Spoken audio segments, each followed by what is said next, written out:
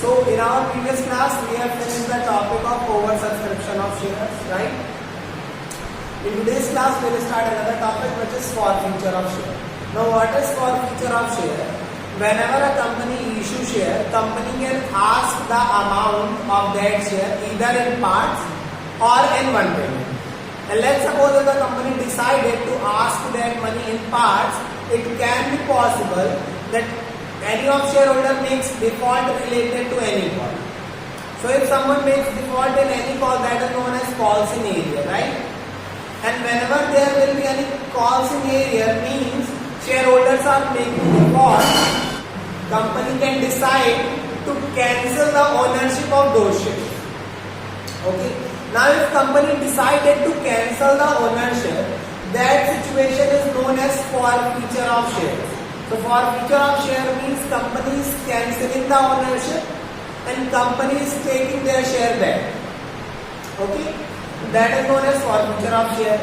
Now after forfeiting the share, company can reissue those shares to someone else, and that situation is known as reissue of share. It is clear, na? Now what we have to see is what will be the general entries if a company wanted to forfeit share and then reissue that share to someone else. Okay. Now whenever a company forfeits share, at the time of issuing, what was the general entry? Bank account debit to share capital. That was the general entry, right? If you pass a general entry like bank account debit to share application, then share application debit to share capital. So one time share application is credit, then share application is debit. So what will be the net effect? Bank account debit to share capital. In allotment, entry will be same, share allotment debit to share capital. Allotment is debit. The next entry, bank account debit to share allotment. Allotment is credit. So what is the net effect? Bank account debit to share capital. So if you add all that 2 rupees, 3 rupees, 4 rupees in total, that will be bank account debit to share capital 10 rupees, 10 rupees. This one is clear. So whenever a company issue share, the net entry is bank account debit to share capital. That is the net entry. Now if at the time of issuing share, you pass the entry like bank account debit to share capital, means in the entry of issue, you credited share capital.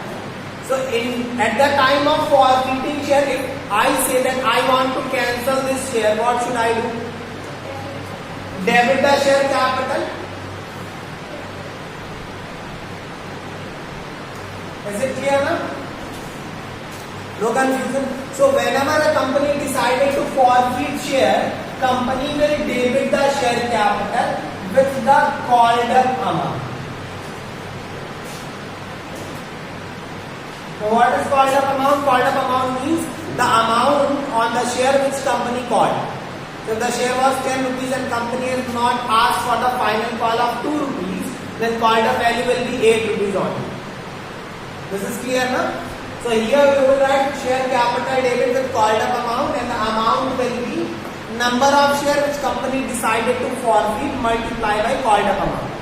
This is clear now? So in the entry of forfeiture, you will debit share capital with called up amount, and you will credit what? You will credit calls in area for the amount which is not received, and the amount which is received, for that you will debit share forfeiture account. See one thing, if the value of share was 10 rupees and company decided to forfeit 100 shares. Okay, why? Because the final call of 2 rupees was not paid. That was false in area. This was false in area. Okay, right? If you remember the entry of calls in area, what was the entry of calls in area? Bank account debit for the amount received, calls in area debit to name of that call. Then you are doing right. So if you are cancelling the ownership, you cannot keep this calls in area account. You have to close this account also. That's why at the time of forfeiting share, we credit calls in area with the amount which is not received, and whatever the amount that is already received, that will not be refunded by company. Company will keep that money as you can assume it like a charge or penalty or something. Okay, and that amount which company received, that company will not return, and that is a kind of capital nature profit, and that amount company will transfer in share form. Is it clear? So in this case, if the 2 rupees of second call is not received, so call scenario will be 100 multiplied by 2, that is 200, and which is received, that will be transferred to forfeiture. So if 2 is not received, means 8 is received, and called up value will be 1000. Is it clear? The entry of share forfeiture. No confusion now? Okay. But that was forfeiture of share which were issued at par. Okay. First we will solve question on this topic. Then we will see the forfeiture of share which were issued at par. So it is clear, forfeiture of share issued at par. Now one more thing. If the entry of arrear, you have not debited calls in arrear account. We have seen that treatment also, na? So in that case, you cannot credit calls in arrear here also. So sir, what then we will do? Then you will write the name of that call. Is it clear? No confusion, na? So better will be if you write calls in arrear. In that case, you don't need to calculate this amount, because in the earlier entry you have already debited that calls in arrear. So all you have to do is just check the earlier entry and write the exact amount here. Is it clear now? So calls in arrear will be easy for you. No confusion. So that is the entry of share forfeiture. Now see one thing. If company decided to reissue these shares again, then what will be the entry? At the time of issue, what entry you guys were passing? Bank account debit to share capital. So at the time of reissue, you will pass the same entry, bank account debit to share capital. Right now? Okay. Now see one thing. If company decided to issue only out of this 100, company decided to issue only 70 shares, that can be possible. So if company decided to issue 70 shares, entry will be bank account debit to share capital 70 multiplied by the amount. Now remember one thing, in the entry of forfeiture you will debit that the called up amount, and in the entry of reissue you will credit share capital with the paid up amount. Now what is paid up amount? Paid up amount is the amount of share which company is assuming till which shares are paid. So suppose the share were of 10 rupees. If company said that it will be paid up till 8 rupees only, that means in future company will ask those 2 rupees as a final call. Is it clear? But if those are fully paid up, in that case we'll write here multiply by 10. Getting my point now? Now see, normally in all the cases at the time of reissue, shareware will be fully paid up. Okay? And there is only one case when at the time of reissue, share will not be fully paid up, and that is only when the old shares were also not fully paid up. Let's suppose these shares were called up value was only 8 rupees. Share were of 10, but the called up value was 8 rupees. Means company has not asked the final call of 2 rupees. So at the time of forfeiture, you will debit share capital with the called up only, that is 800. Okay? And if from this 8 rupees, 2 rupees is not received, that means only 6 is received. So share forfeiture will be 600. Getting my point now? So only in that portion where the earlier share were halfly called, only in that case at the time of reissue, this will not be fully paid. Okay? But if the earlier share were fully paid, this will also be fully paid. This point is clear now. So entry of reissue will be bank account debit to share capital. Now one thing we are knowing, share can be issued either at par or at premium. So those shares were issued at par is 70 shares, where reissued at par, entry will be bank account debit to share capital, sir, and amount will be 700 and 700. No confusion now? Okay? Right. But if I said that company decided to reissue 70 shares at rupees 8 paid up. If I said to you that company decided to reissue 70 shares at rupees 8 paid up, that means here it will be 70 multiplied by 8. Getting the point of paid up now? Now one thing, that was related to issue at par. If company decided to issue these share at premium, then to SPR. This point is clear now? Okay. So I hope entry of reissue is clear here. But one thing, you guys are knowing that share can be either issued at par or issued at premium. They cannot be issued at discount, right? But at the time of reissue, you can issue your shares at discount. Why? Because you have already received 600 now. So this 600 you can give as discount. The share were of 10 rupees, right? So on 70 shares, if you decided to reissue 70 shares, that means on this 70, this was how much? 1000, and this was false in area was 200, this was 800. 2 rupees was not received, 8 was received. So you transfer 8 rupees per share on forfeiture. So if you have already received 8 rupees, you can reissue those shares only for 2 rupees. 8 rupees will be discount for that new person. Is it clear now? Okay.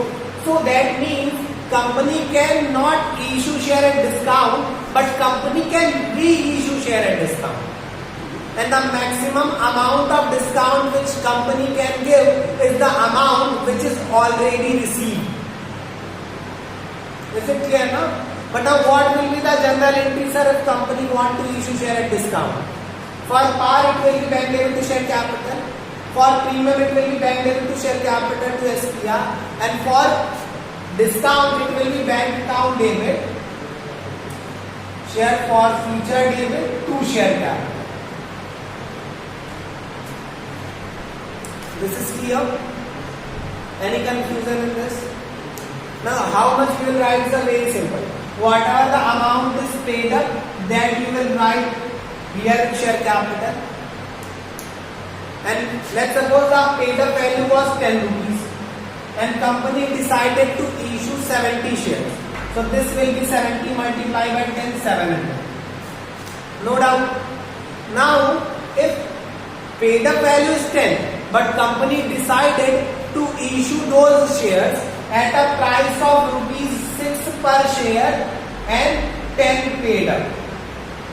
Paid up value is no doubt 10. But the company is asking only 6 rupees from that person. Means company is giving 4 rupees of discount. So in bank, if we are asking only 6 rupees from that person, that will be 70 multiplied by 6. Is it clear? So the remaining 4 rupees which company given as a discount, that company will adjust from forfeiture. No confusion? Is it clear? Entry of forfeiture and reissue, both is clear now? No confusion? Okay.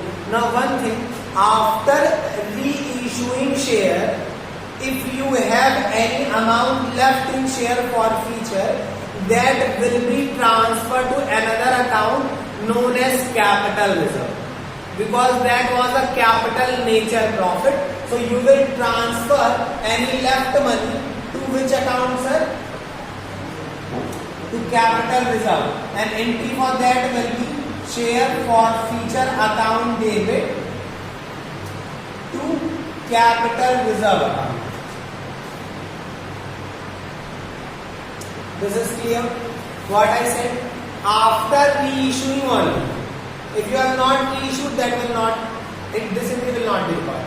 But if you have reissued and still there is some money left which is not used at the time of reissuing, that money which is not utilized will be transferred to capital reserve account, because that is now a kind of capital. Now in this case, how much money will be transferred?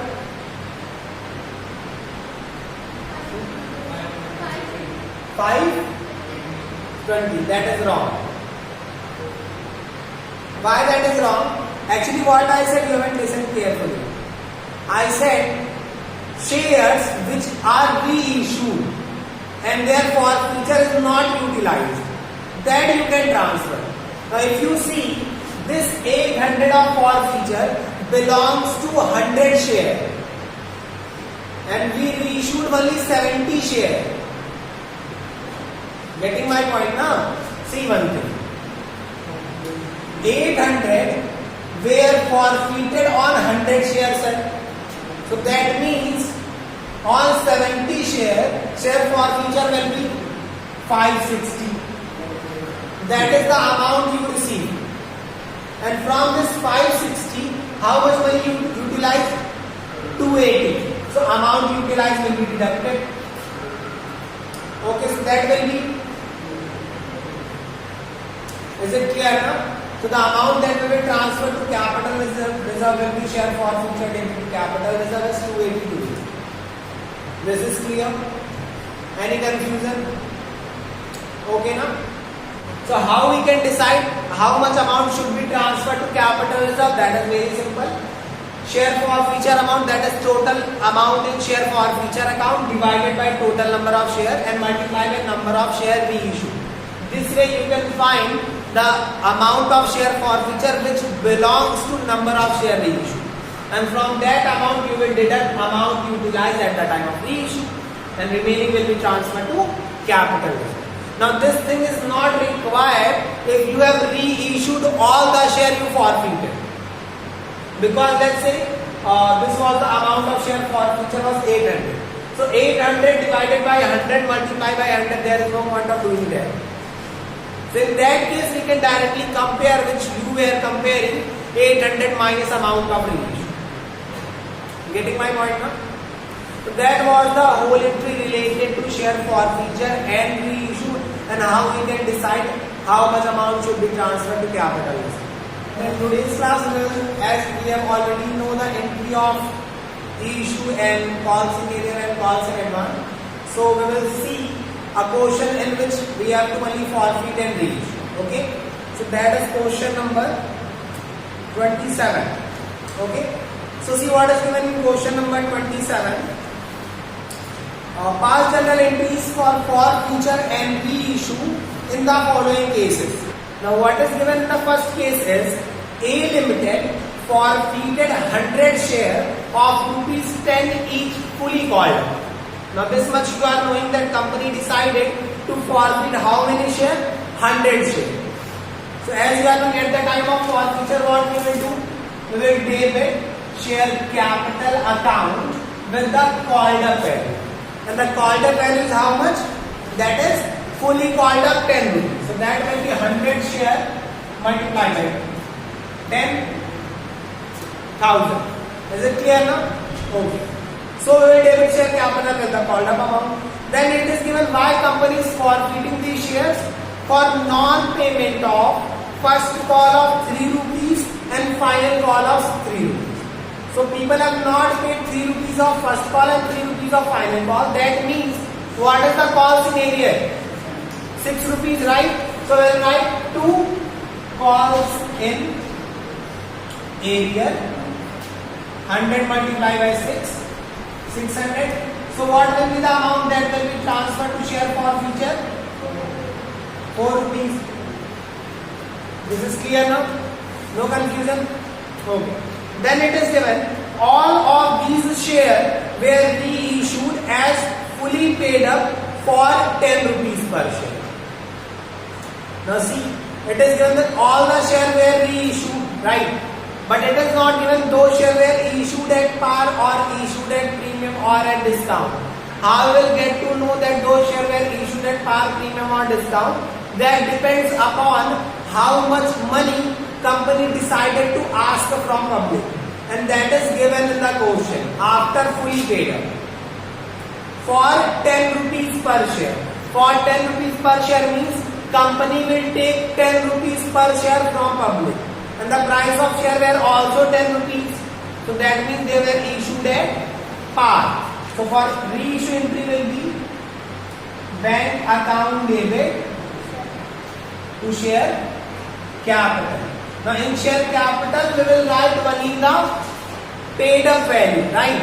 And these shares were fully paid, right? It has nothing to do with that for 10 rupees per share. That for 10 rupees is given for the purpose of bank. This can be given any different amount in other portion. But in that same portion fully paid up can be given. So here you have to write the amount which is paid up, and that is fully paid up. Fully paid up means 10 rupees. Number of shares reissued 100. So it will be 1000.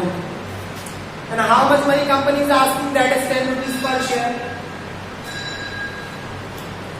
So bank will also be 1000. No confusion now? Now all the shares were reissued. So do we need to prepare this calculation? No, we can directly compare. In forfeiture there were 400. Nothing is utilized. So the whole 400 will be transferred to capital reserve. Any confusion? Okay now? Now see what is given in case number 2. Case number 2 says B Limited forfeited 400 shares of 10 each fully called up. Now in this case company is forfeiting how many shares? 400 shares. So if 400 shares is forfeited, so we will debit share capital account in the entry of forfeiture with 400 shares, and this will be only the called up value, and it is given that these shares are fully called up means 400 multiplied by 10, 4000. Then it is given, and why company is forfeiting? For non-payment of final call of 3 rupees per share. That means into calls in area, what is the amount that we will write? Is it clear? No confusion now? Okay. Then it is given, and out of these 300 of these shares were reissued. Now see one thing, if there is 1200 in calls in area, what will be in share forfeiture? 2800. No confusion now? Okay. Now if we are reissuing these shares, what is given for reissue? It is given that we are reissuing 300 of these shares. And for what? Were reissued as fully paid. So if these shares were fully paid, it will be bank account debit to share capital, and in capital we will write 300 shares were reissued. So that will be 300 multiplied by 10, because these shares were fully paid. No confusion now? But it is given that for 8 rupees per share means public will pay only 300 multiplied by 8. So remaining we will adjust from share forfeiture, because that is a kind of discount. Okay. Now as we have reissued, we can transfer some money to which account? Capital reserve. So share forfeiture debit to capital reserve. And what is the amount we will transfer? We cannot directly compare, because number of forfeited were 400 and reissued is 300. So you have to make some calculation. 2800 is forfeited on 400 share. So on 300 that will be 2100. Okay. Now from this 2100 we have used how much? So difference will be